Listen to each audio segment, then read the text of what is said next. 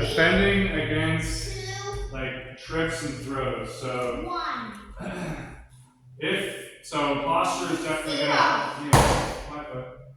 posture is definitely going to be a big thing when defending throws. However, you can chain your throws in different directions. So posture is going to help you, but it's not going to be able to shut down everything. So obviously, first line of defense in not getting thrown is don't let that mofo grab you. So try and throw me style without touching me. Magic. You can't throw me. So obviously that's really simplified. But again, just like the shooting in on the legs, if I win the tie-ups, it's going to be hard for him to throw me. So one of the key things when trying to stop somebody from throwing you is knowing what side they like to throw from. So if I stand left foot forward, then usually I'm going to be trying to throw Scott in this direction using this arm to lift. So this is called your power hand in judo. So if I was going against Scott, I would want to get some form of grip to be able to move Scott around with my left arm. This is my power arm. Now that I have this power arm, I can start moving Scott around. I can either push Scott, or pull Scott, circle him, right? So this is the arm that's breaking Scott's posture and moving him around. This arm here is kind of like the steering arm, or the turning arm. So if I get my power arm set, and I'm able to get control with the second arm, now I can start going for my throws, right? So knowing this, I never want to have Scott be able to set his power arm on me. So if Scott, don't understand? So Scott's lead arm is his left arm, just like mine. So I know that that's the arm I have to shut down, right? Because if Scott was to try and grab me here, right? He'd be throwing me in that direction. If he was to try and throw me in that direction, and you start, no, keep your stance. If he was to try and throw me in that direction with this stance, it'd be a lot more telegraphed, because now for him to throw me, he's going to have to spin and then throw me. Where from here, he can go right into the throw, right? But if he was to try and throw with this arm, so set this, and then he switches to throwing the other direction, now he's going to have to change his legs and then throw. Right? So, so that gives us more time to defend, basically. So I'm not so worried about Scott throwing me in that direction if he's leading with this leg, because I know for him to throw me there, he's going to have to reset his feet first. So I have more time to defend. So some of the ways that you can defend against the power hand is literally just grab a hold of it. So if we're in our position here in our stance, whether I'm upright or I'm bent over, whatever I'm choosing, I need to shut down that arm. The first thing I can do is literally just grab it with both hands and be here. So now that I have this position, he's no longer able to set this arm somewhere on my body to move me around. And then I can start even attacking my own power hand now. So now that I have his shut down, my power hand is the left one. I can set it in whatever position I want. So now he no longer was able to throw me, and now I'm set to throw him. Another way you can shut it down, instead of using two hands on one, which is my preferred method, is literally just get the inside position on that arm.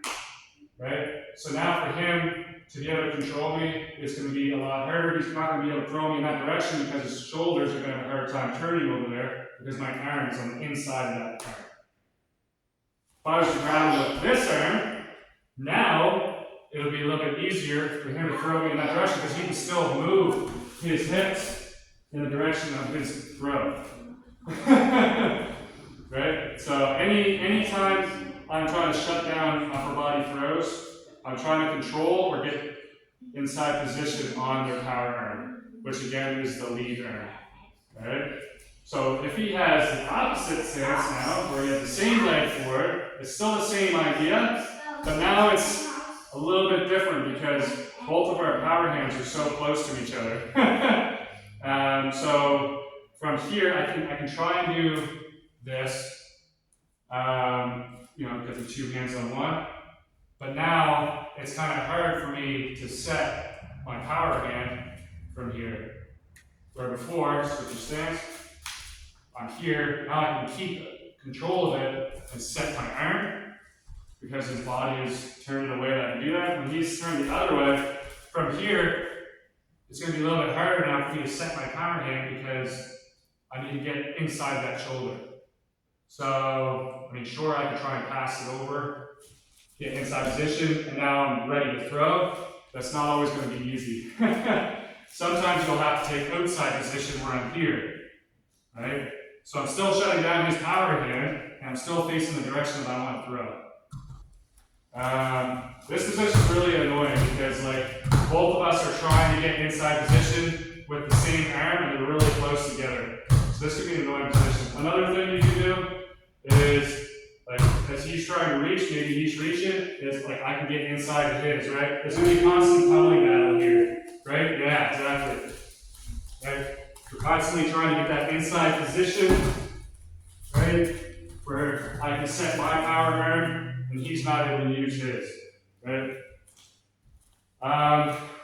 For the most part, that kind of sets up, or that kind of goes over shutting down the power hand. You're not always going to be able to shut down power hand over those. So the next line of defense kind of for takedowns is going to be your posture. So if Scott is able to set his power hand, so which hand can I really throw with this one? So Scott, let's just turn this way. If Scott gets the inside position and his head is on the inside, it should be, he's winning the battle here. Maybe he gets control of this arm. I'm in deep crap now, right? So now it's going to be based off of posture. So if Scott is trying to throw me in a forward direction, I need to be able to use my hips to stop him. So if Scott bends my posture over, I am now vulnerable to being thrown forwards. Yes. So anytime I feel like Scott is trying to throw me forward, I have to make sure that I have the inside hip position. So if Scott's hips are able to come inside mine, he can easily break my posture forward and start throwing me forward. If I can win the inside hip position, now he can no longer throw me forwards. Try and throw me forwards with me. It's really hard because I have this inside hip position. Now I can use this to rip my arm free, and I can start, now I'm the one attacking. And I have the inside position. So that's kind of how you would defend against forward throws when they've got the grips they want to throw. There's a couple of details from here. So when he has the inside position and everything, I don't just do this. I'm inside and I thrust both my arms or both my hips forward because now I'm really vulnerable to being taken backwards. Yeah. So when I hip in, it's my lead leg goes forward and I turn my hips and I push my front hip in. So if he tries to take me backwards, I'm still bladed. So I still have a leg behind me to try and stop the takedown backwards. So again, just keep hits on the inside, arm control. So if he steps in, if I'm able to get my arm or my leg inside, my hips inside, I completely shut down his forward attacks. If I'm not able to, I need to step my lead leg forward, turn that hip, and hip forward. So now he tries to throw me, I'm like a house here. I'm stuck to the ground. If he tries to take me backwards, I have the ability to still brace myself in the backwards direction. If my feet are square and I'm just thrusting both my hips forward, I'm going to go on my ass the second he tries to take me down backwards. So I want my legs staggered, like this. So this gives me balance backwards, but also makes it harder now for him to reach my far leg. So if we're here, and he steps across my body all the way to my second leg, he has access to both my legs. But if I hip in with my near leg trying to reach in front of my Go in front. See how he doesn't have the angle now to reach my far leg? Because of the angle of my hips. If I was square, now he can still reach it. So that's the other reason why we kind of angle our hips when we're defending the forward throws. With showing the defensive forward throws, we kind of already went over the defensive back throws. You're going to be upright, turning the hip in, and your back leg is going to be behind you. So you have some balance in the backwards direction, obviously.